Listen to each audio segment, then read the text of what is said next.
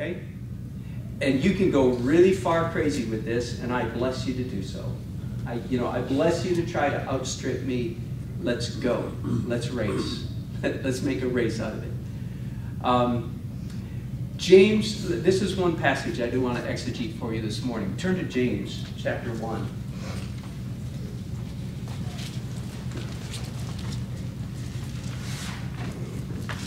Somebody move James in my Bible here this morning. Okay. James chapter 1. It's on page 897. You have very small Bible. Yeah, New Testament. That's funny. Okay, James 1:5. Familiar verses. Okay, very familiar. But if any of you lacks wisdom, let him ask of God, who gives to all men generously and without reproach, and it will be given him. So far, so good. Woohoo! That's a good scripture memory verse. That's one you've memorized. Okay, next verse. But let him ask in faith without any doubting. For the one who doubts is like the surf of the sea, driven and tossed by the wind. For let not that man expect that he will receive anything from the Lord, being a double-minded man, unstable in all his ways. Now, how many of you have ever read those verses and been a little taken aback?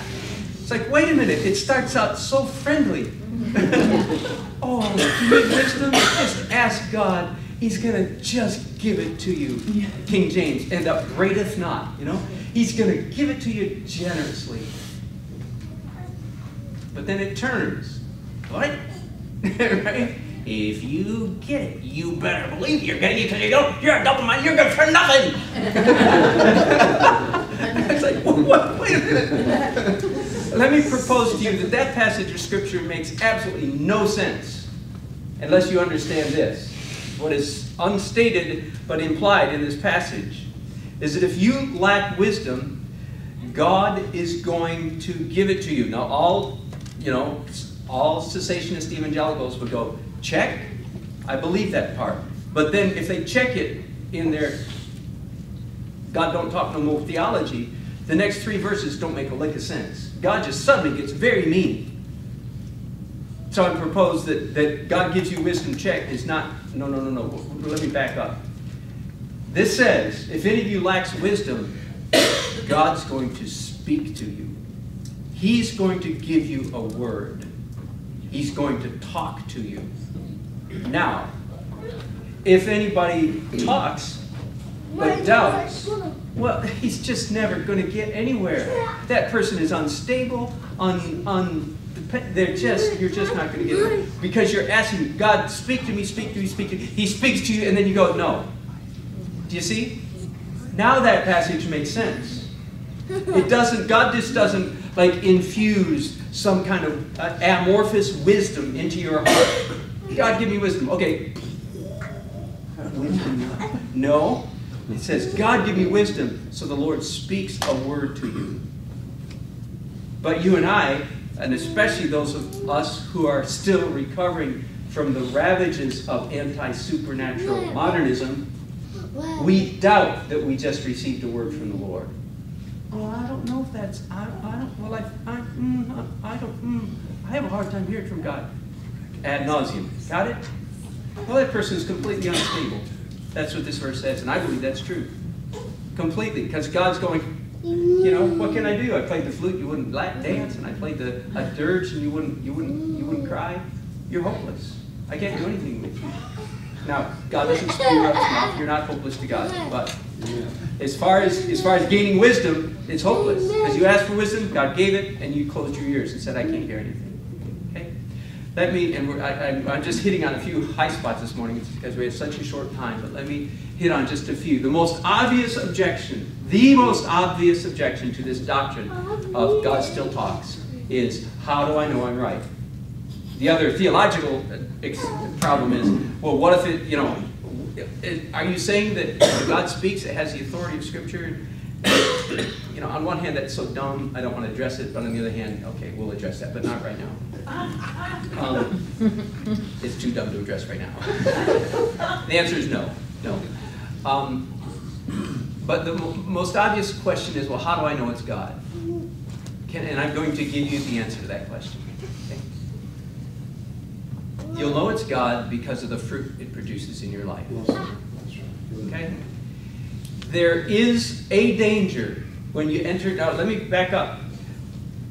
You know, I think of Barbara Streisand. You know, life was oh so simple then. Or it's time to be written out line.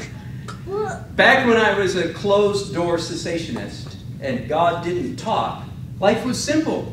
Because if I thought I heard a word from the Lord, it was either the devil or me. Because the only thing, just read it. If it's not in the Bible, don't swallow it, don't believe it, don't receive it, anything. So life was simple. Heretics were few and far between, at least I thought. Okay? But once you open the door to God talking, all of a sudden you've opened the door to a whole mess of messes. Okay?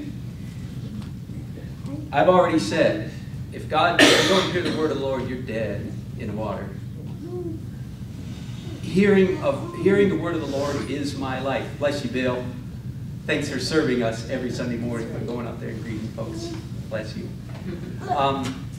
I believe that it's when you enter the world of God speaking, you enter a world where you need discernment.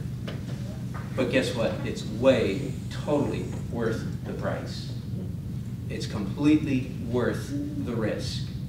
Because if you think you hear from the Lord speaking, guess what? Sometimes you're going to be wrong. And of course, if you ever get it wrong, then God is really mad at you.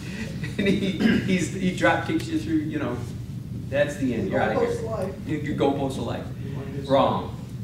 If you believe God still speaks and you speak a word for somebody else, sometimes you're going to be wrong. Okay? So when you enter this whole realm of God speaks, all of a sudden now you're required to have discernment. But I want to make the discernment fairly simple right off the bat. And that is, if the Lord speaks to you and it leaves you feeling negative about yourself or somebody else, it wasn't the Lord.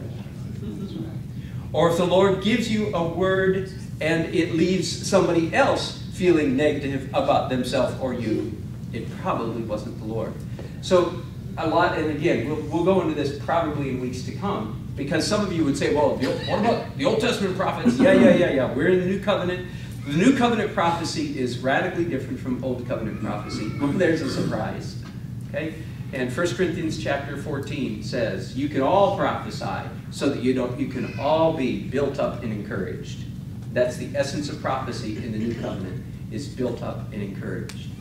So if you wonder if the word that you got was from the Lord or not, just look at yourself. Did it leave you bad, grumpy, worried, stressed, messed up, discouraged? Then it wasn't. Did it build you up? It was. Yes. Talking about fruit and talking about the power of the word from the Lord. All that Andrew Womack told me was, he says, I have a word for you. God has given you a new heart and he knows you. And that made all the difference. Isn't that great? The power of that was, and I mean, he was just a messenger boy. Yeah. Wonderful example, Gary. And those of you who don't know, Gary was supernaturally healed. His heart was healed in this past year and a half now, right? June 20th last year. Yeah. And just that one word. God gives you a new heart, and he what? And he knows you. And he knows you. Woo-hoo! Oh my goodness. I hope a lot of things. I hope I'm making you thirsty. I know a lot of you are already here with me. Well, then let's goad one another on to doing better at hearing the word of the Lord. I would love for you to goad me. Feel free. Say, okay, Dan. Okay, Dan. What did God say to you today? That's a fair question.